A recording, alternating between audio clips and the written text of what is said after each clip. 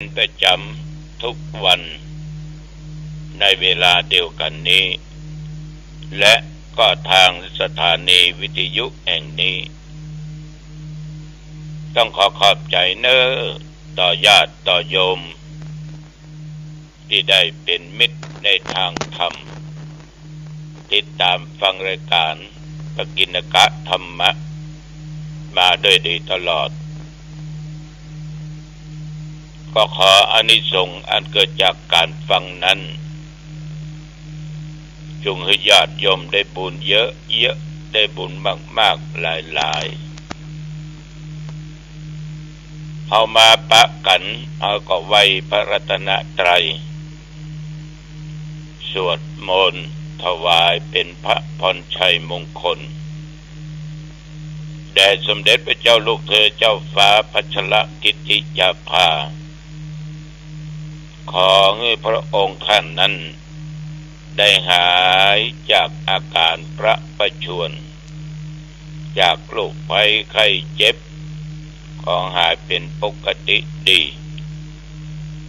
ขอให้พระองค์จงมีพระสุขภาพพลามัยทั้งกายทั้งใจแข็งแรงมีพระชนมายุยิ่งยืนนานได้100 ขวบเข้าพระพรรษายิ่งขึ้นไปต่อไปนี้ขอญาติโยมทุกคนตั้งใจไหว้พระรัตนตรัยนะว่าพร้อมๆกันเน้อ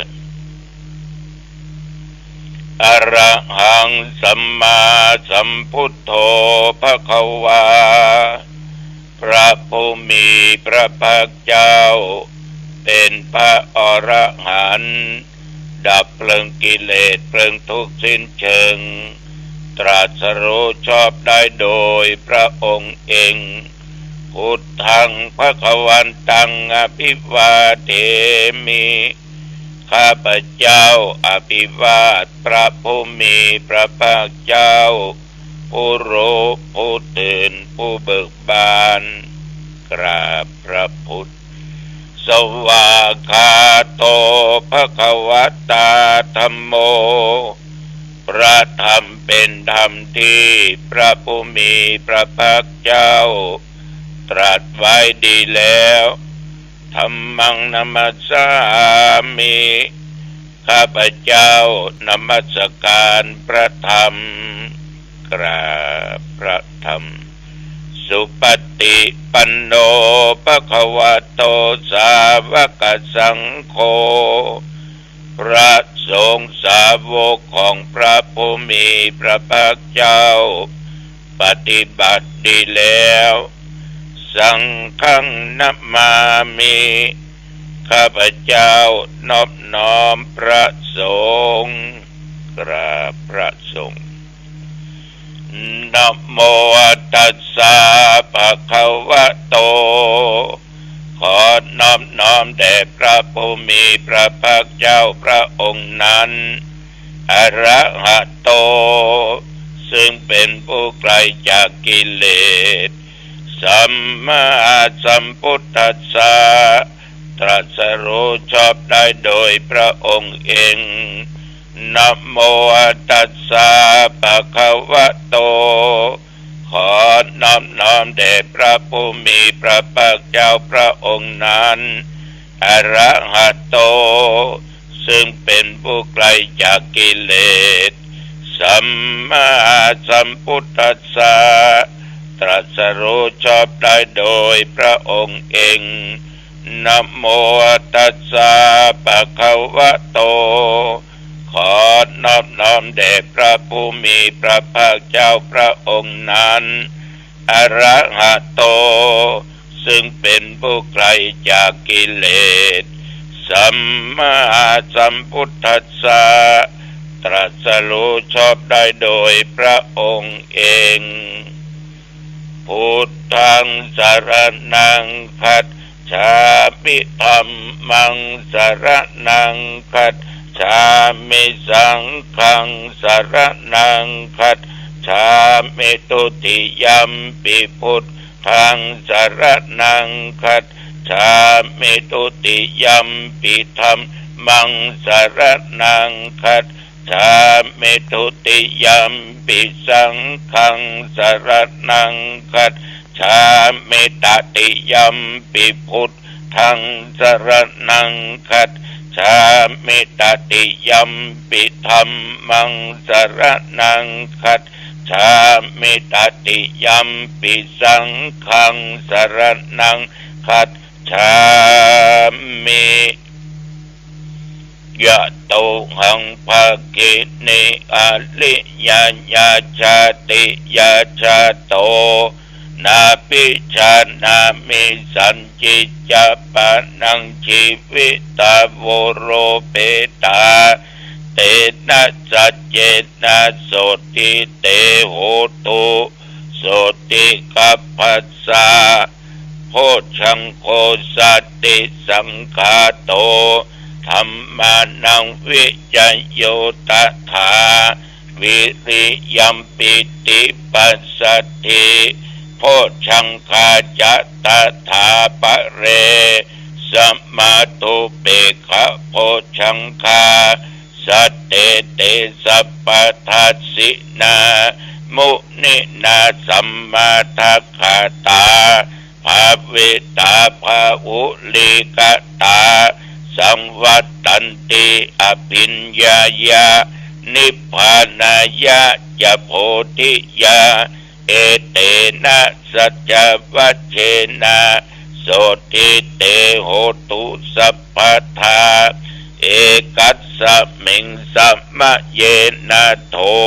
โมคคัลลานัญจกัสสะปังกิลาเนตุกิเตติสวาโพชังเคสัตตะเทสะญิเตจะตังอภินันติตวา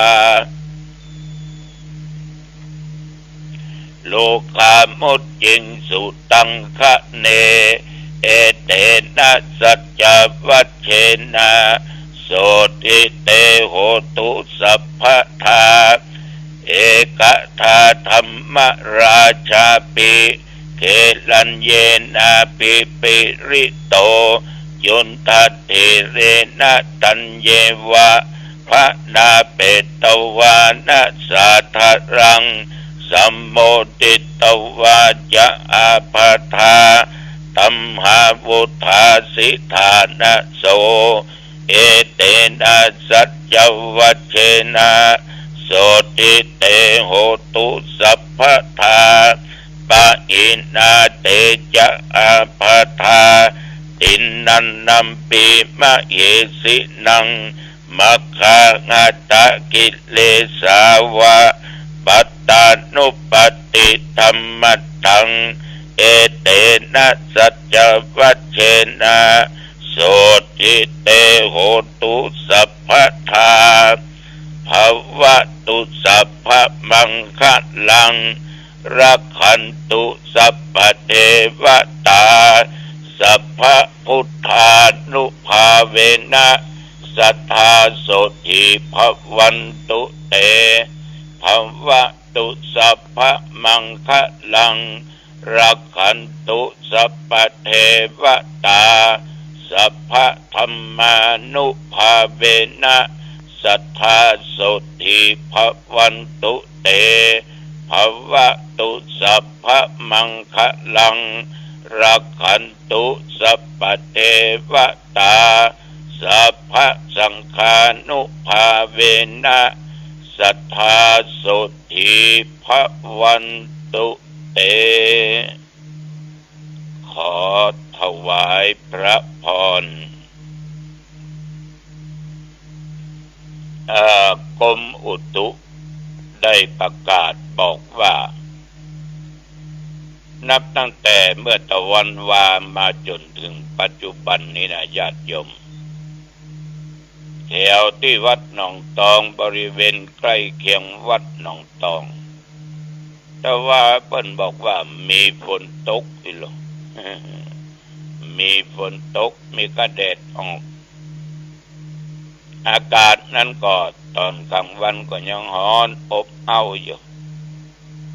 ดึกมาก็รู้สึกว่าจะเย็นสบายขึ้นมาอุณหภูมิก็25 องศาเช่นเคยแต่ว่านี่ญาติโยมกินเขาง่ายแล้วเนาะไปไหน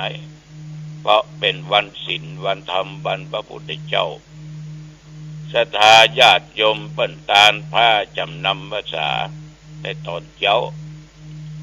ฉันเจ้าตุเจ้าก็อยู่วัดก็ดูตุเจ้าพระเนนเขาศรัทธาเขาแปลงซุ้มประตูวัดมันใกล้เดือนยี่เป่งมาแล้วลูกเนาะมันใกล้มาแล้วเขาก็ไปซื้อไม้ซื้ออย่างมาเตรียมที่จะแปลงซุ้มประตูวัดเรียกที่แขวนคมโดยที่มันปึงมันเหมาะกับเดือนยี่ของเมืองเหนือเฮาท่านทั้งหลายต่อจากนั้นก็เวลาพอสมควร11 โมงป่ายนะก็ได้มีญาติมีโยมเป็นเดินทางมาจากอำเภอแม่วางบ้านปากายย้อนบ้านปากายย้อนเนี่ยก่อนที่จะถึงกาดบ้านกาดเลย4 แยกไปเรียบร้อยเพิ่นจะมีป้ายบอกว่าบ้านปากายย้อนนะถนนหนทางดีญาติโยมแต่ก่อนมีวัดเดี๋ยวเพิ่นมีวัดละสร้างมาได้หลายปีละก็เป็นธรรมยุทธ์เพราะวันนั้นได้รับนิมนต์ประเทศในวัดก็มีหมู่บ้านน้ำต้นเนาะบ้านแม่วางห้วยเนียมเนี่ยแต่ว่าเปิ้นปากันมาถวายอาหารมื้อเพ็ญตานไปหาคนนั้นตานไปหาคนนี้ขอบใจเน้อต่อป้าออกแม่ออกทั้งหลายที่มาจากบ้านปากายย้อนแม่วางตะวาและต้องขออนุโมทนาขอบใจในน้ำจิตน้ำใจของญาติของโยมก็ยังได้ช่วยกันอยู่นะช่วยกันเพื่อตั้งเป็นกองทุนจัดซื้อหาเครื่องมือการแพทย์เครื่องช่วยหายใจไว้ห้อง ICU ของโรงพยาบาลหางดงแต่วันนี้และวันก่อนนั้นก็มีญาติมีโยมเพิ่นมากระทำบุญกันขออนุโมทนาต่อโยมไมตรีคำมาโยมชินโชติกลิ่นกรุสุมโยมยาดาวงทองคำโยมปราณีวงทองคำโยมนิชวดีวงทองคำโยมระพีพรวงทองคำที่กล่าวนามมานี้อยู่ที่บ้านเปียงอำเภอสันปะตองจังหวัดเชียงใหม่บ้านแต่เปิ้นอยู่กันที่กรุงเทพแต่เปิ้นขึ้นมาบ้านเก่าบ้านเดิมมาตอดผ้ากฐินแล้วก็เลยแวะมาทำบุญที่วัดโยมประจายเป็นคนมาในห้องก่อนเปิ้นหันจะมาภาพนั่งในห้องเปิ้นก็ถามสวัสดีครับหลวงพ่อชื่อพระครูอาทรวิสุทธิคุณใช่ไหมครับโอ้ปะมาอย่างใดเนี่ยเนาะใช่โอ้ผมดีใจครับได้เจอตัวจริง เป็นอันว่าเปิ้นได้มีโยมบอกให้มาทำบุญที่วัดนะดังที่กล่าวก็ได้มาช่วยกันอ้ายช่วยกันหอม 1,500 กล่องบุญทุกเจ้าก็ต้องขออนุโมทนาเป็นอย่างมากนอกนั้นพ่อบุญธรรมแม่ขันคำมโนจิตกับลูกกับเต้าอยู่บ้านสี่ปิงเมืองนี่ก็ 2,000 กล่องบุญกันเด้อต้องขออนุโมทนาขอบใจเป็นอย่างมากเป็นโอกาสในตัวจิมแล้วทีนี้ญาติโยมลูกหลานเหลนของบุคคลที่จากไปแห่งบ้านมักขุนหวานอำเภอสันปะตองก็มาร่วมบุญ ร่วมกุศลซื้อเครื่องมือการแพทย์เครื่องช่วยหายใจไว้ห้องICUอ่างดงการไปหาป้าอุ้ยธนิตแม่อุ้ยเกียงแสนศรีสวัสดิ์และการไปหาคุณทวนทองคุณรัตนาแสนศรีสวัสดิ์เป็นจำนวน 5,900 กล่องบุญ 5,900 กล่องบุญทุกเจ้าก็ต้องขออนุโมทนาบูชาน้ำจิตน้ำใจของญาติของโยมถามว่ามันกุ้มแล้วก็กุ้มญาติโยมเพราะตั้งใจจะเอา8 เตียง 8 เครื่องประเดี๋ยวนี้4 เครื่องนั่นจะว่ากุ้มก็กุ้มนะเพราะว่าจะต้องรื้อตึกอาคารชั้นบนชั้น4นั่นนะทำเป็นห้องICU ห้องICU ธรรมดา6ห้องICU ผู้ติดเชื้ออีก2เนี่ยต้องแยกออกมันจะทำเป็นห้องกระจกหมดยมพยาบาลบอกทั้งหลายก็ได้ดูแลได้หันที่นะเพราะต้องพอคอยกัน24 ชั่วโมงฉะนั้นต้องให้ได้8 เตียง 8 เครื่องก็ยังขาดทุนทรัพย์อีกเยอะนะ3-4-5 ล้านยังขาดอยู่อาตมาก็จะขอเมตตาจากเจ้าหน้าที่และขอเมตตากับญาติโยมบอกบุญไปตลอดนะใครจะหอมก็โทรมาแจ้งเนอะ0819503471 0819503471โอนเข้าบัญชีธนาคารกรุงไทยสาขาหางดงวัดหนองตองก็ได้หมายเลข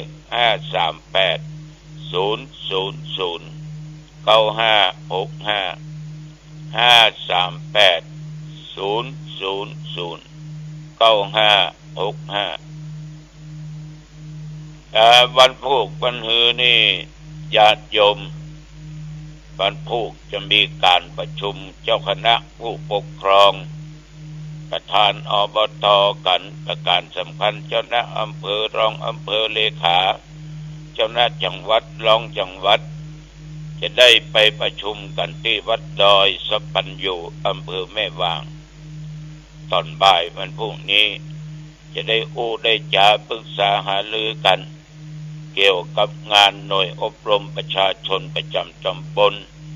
ประจำอำเภอประจำจังหวัดประจำภาคประจำหนจะวางแผนกันแล้วจะจัดกิจกรรมอย่างใดก็จะได้กันอยู่ในวันพรุ่งนี้พี่น้องศรัทธาสาธุชนญาติโยมจะมาขอฝากธรรมะไว้เป็นข้อคิดสะกิดใจเกี่ยวกับเรื่องความหลงเชื่อความหลงผิดความหลงเชื่อหลงผิดในญาติโยมมันเป็นภัยอันตรายนะคนที่มีความหลงผิดหลงเชื่อง่ายๆนั้นดูเหมือนเป็นบุคคลที่บ่ค่อยหูอะไรอย่างนั้นนะอาจจะว่าโง่เขาก็ถูกเนาะอย่างบางท่านหลงเชื่อสิ่งที่บ่มีเหตุบ่มีผลเชื่อว่าสิ่งนั้นเป็นสิ่งศักดิ์สิทธิ์ก็เกิดศรัทธาจริตขึ้นยึดเอาเป็นที่พึ่งแล้วก็เชื่อแบบเอาเป็นเอาตายหรือทำอย่างก็ทำได้บางทีนะญาติโยมเอาดูข่าวหน้าหดหู่เหมือนกันคนเราบางครั้งถ้ามันได้หลงไปแล้วมันกลับยากขนาดดังที่พระเจ้าเคยบอกว่าหลงทางกลับได้แต่หลงใจนะกลับยากแต่ก็บ่ยากถ้ามีสติสัมปชัญญะรู้สึกตัวอยู่ว่าสิ่งที่ตัวเองทำก็ดี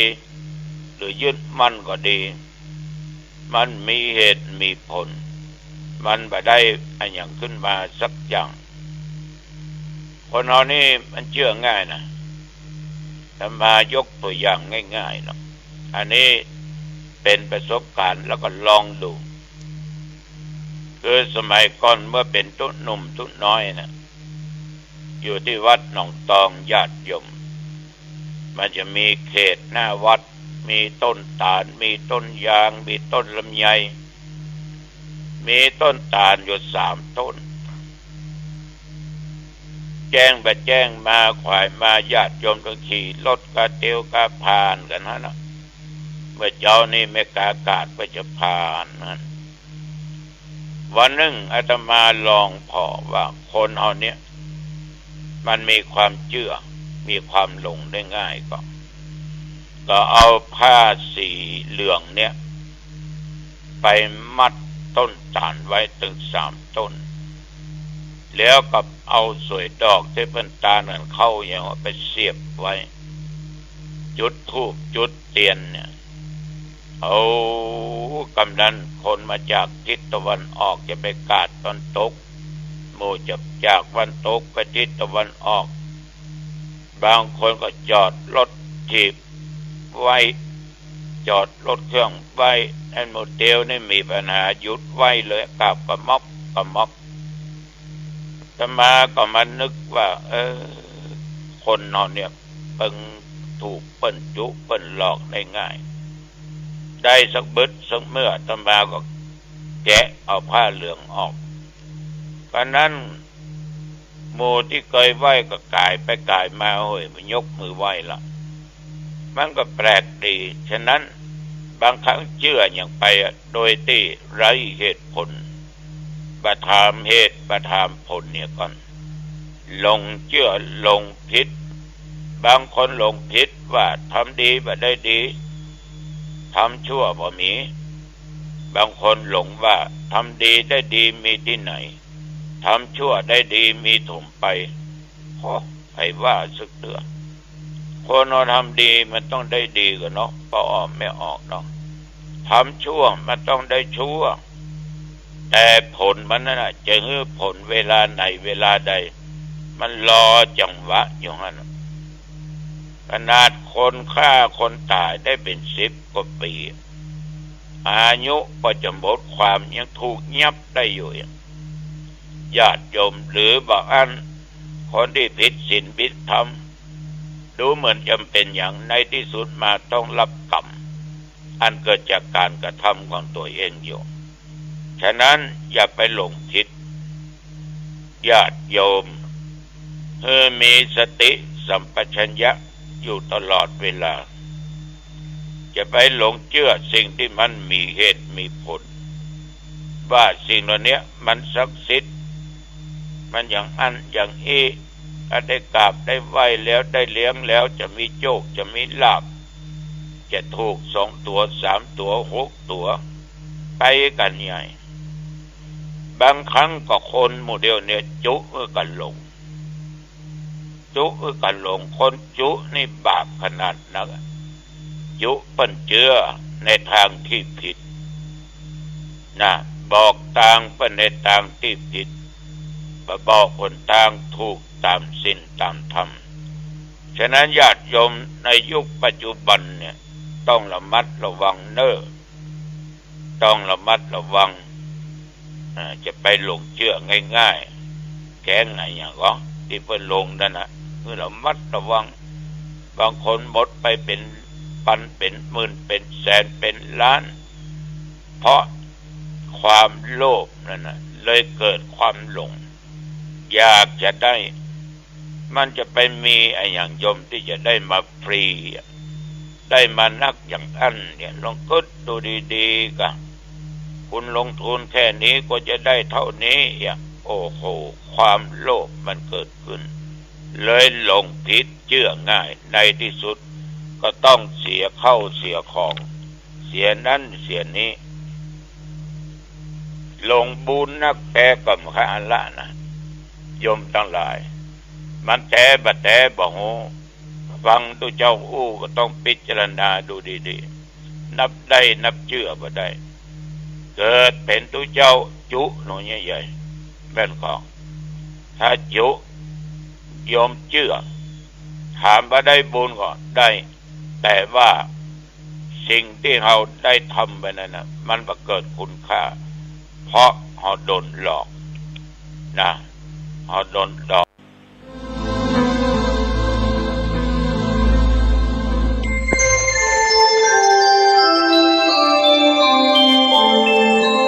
ขณะนี้ท่านกำลังฟังสถานีวิทยุกระจายเสียง FM 104.5 เมกะเฮิรตซ์สิ้นสุดเวลาขอเชิญร่วมทำบุญทอดกฐิน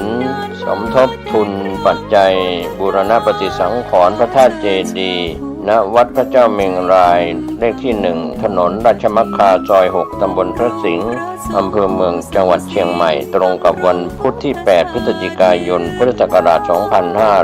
2566เนื่องจากทางวัดพระเจ้าเมงรายพระธาตุเจดีย์มีสภาพทรุดโทรมผุพังไปตามกาลเวลาอันเวลาผ่านมาหลายร้อยปีและผ่านการบูรณะมาอย่างต่อเนื่องทั้งนี้พระธาตุเจดีย์จะได้รับการซ่อมแซมรักษาอยู่ในสภาพที่ควรและมีศิลปะความสวยงามตามแบบอนุรักษ์นิยมจึงเชิญชวนพุทธศาสนิกชนร่วมทำบุญบูรณปฏิสังขรณ์พระธาตุเจดีย์ตามกำลังแห่งศรัทธาเพื่อสืบทอดอายุพระพุทธศาสนาก็มีกำหนดการทำบุญทอดกฐินตรงกับวันพุธที่8พฤศจิกายนพุทธศักราช2566เวลา 10 นาฬิกาไหว้พระสวดมนต์สมาทานศีล 10 นาฬิกา 20 นาทีทำพิธีทอดผ้ากฐิน 11 นาฬิกาถวายภัตตาหารเพลแด่พระสงฆ์สามเณรพระเทพมังคลาจารย์เจ้าคณะจังหวัดเชียงใหม่เจ้าวาดวัดท่าตอนพระรามหลวงเป็นประธานฝ่ายคฤหัสถ์มีคุณแม่สุนันท์นุชวานิชและกลุ่มสยามบวรเป็นประธานร่วมกับคณะกรรมการและคณะศรัทธาของวัดพระเจ้าเมงรายทุกครัวเรือนเป็นกรรมการก็เป็นส่วนหนึ่งที่เราได้เชิญชวนศรัทธานักศีลนักบุญทั้งหลายร่วมบุญทำบุญทอดกฐินสามัคคีสอบถามรายละเอียดและร่วมทำบุญได้ที่พระครูใบดิกาจรินธรรมสโรผู้รักษาการเจ้าวาดวัดพระเจ้าเมงราย0970737520สร้างเหตุความร่ำรวยด้วยกฐินทานลำพา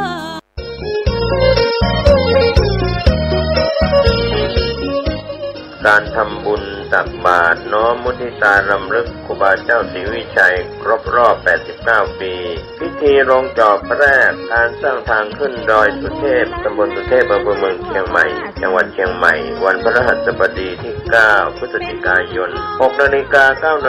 ศรัทธาประชาชนพร้อมกันณลานอนุสาวรีย์ครูบาเจ้าศรีวิชัย 6:19 น.ประธานโดยท่านผู้ว่าราชการจังหวัดเชียงใหม่ถวายเครื่องสักการะครูบาเจ้าศรีวิชัยถวายเครื่องสักการะเจ้าแก้วนวรัตน์พระครูปัญญาสังฆการผู้ช่วยเจ้าวาดวัดศรีโสดาพระอารามหลวงนำกล่าวคำถวายเครื่องสักการะครูบาเจ้าศรีวิชัยพร้อมโยงข้าวบาตร 6:29 น.พิธีทำบุญตักบาตรรำลึกมุทิตาครูบาเจ้าศรีวิชัยกับพระภิกษุสามเณร219 รูป 7:29 น.ประธานโดยท่านผู้ว่าราชการจังหวัดเชียงใหม่พระสงฆ์เจริญพุทธมนต์พระธรรมเสนาบดีประธานฝ่ายสงฆ์กล่าวสัมโมทนียกถาเทิดเกียรติคุณครูบาเจ้าศรีวิชัยผู้ว่าราชการจังหวัดเชียงใหม่ประธานฝ่ายคฤหัสถ์กล่าวพบปะศรัทธาประชาชนตามอัธยาศัยกล่าวคำถวายภัตตาหารถวายเครื่องทายทานพระสงฆ์อนุโมทนาแผ่เมตตาวันทาราภะถวายภัตตาหารเช้าแด่พระสงฆ์ในพิธีณลานอนุสาวรีย์ครูบาเจ้าศรีวิชัย 9 นาฬิกาผู้ว่าราชการจังหวัดเชียงใหม่กล่าวเปิดโครงการสักการะครูบารักษาห้วยแก้วท่านสิริพรสิริโสดาผู้อำนวยการสำนักงานคุมประพฤติจังหวัดเชียงใหม่กล่าวรายงานวัตถุประสงค์ของโครงการผู้ว่าราชการจังหวัดเชียงใหม่กล่าวให้โอวาทสมาชิกผู้ถูกคุมเจ้าหน้าที่สำนักงานคุมประพฤติจังหวัดเชียงใหม่ อาสาสมัครคุมประพฤติจังหวัดเชียงใหม่นำสมาชิกผู้ถูกคุม70 คนออกบริการสังคมพัฒนาทำความสะอาดรอบอนุสาวรีย์ครูบาเจ้าศรีวิชัยและนำตกห้วยแก้วตามโครงการสักการะครูบารักษาห้วยแก้วเป็นเสร็จพิธีอย่าลืมงานทำบุญตักบาตรน้อมรำลึกครูบาเจ้าศรีวิชัยครบ89 ปีที่โรงจอบแรกสร้างทางขึ้นดอยสุเทพอำเภอเมืองเชียงใหม่จังหวัดเชียงใหม่พฤหัสบดีที่9 พฤศจิกายนช่วงเช้า 6 นาฬิกาเป็นต้นไปเชิญท่านร่วมงานนี้โดยพร้อมเพรียงกันขึ้นไปถึงจะได้ถึงจะปักเตาไฟขึ้นไปง่ายกฐินทานคือสังฆทานก็งานกฐินของวัดชัยสถานป่าเศร้าน้อยตำบลสันปุเลยอำเภอดอยสะเก็ดจังหวัดเชียงใหม่ตรงกับวันที่11 พฤศจิกายนเวลา 9 นาฬิกาสมทบทุนบูรณะหลังคาวิหารวัดชัยสถานป่าเศร้าน้อยติดต่อสอบถามและร่วมบุญได้ที่พระครูประภัสชัยคุณเจ้าคณะตำบลสันปุเลยเขต 2 เจ้าวาดวัดชัยสถานป่าเศร้าน้อยได้ที่หมายเลข 0876572458 หรือที่ 0531143332 บุญส่วนนี้ได้รับข่าวสารมาเพื่อการประชาสัมพันธ์อนุโมทนาสาธุกับผู้มีจิตศรัทธาร่วมบุญร่วมกุศลโดยทั่วหน้ากันเพิ่มพูนกุศลบุญทาน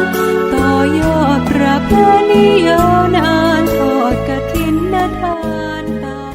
กฐินทานคือสังฆเพื่อการประชาสัมพันธ์ขอเชิญร่วมทำบุญทอดกฐิน2 วัด 2 วัฒนธรรมสมทบทุนก่อสร้างเสนาสนะวัดพันแหวนอำเภอเมืองเชียงใหม่และวัดบ้านทับอำเภอแม่แจ่มจังหวัดเชียงใหม่ตรงกับวันเสาร์ที่18 พฤศจิกายนพุทธศักราช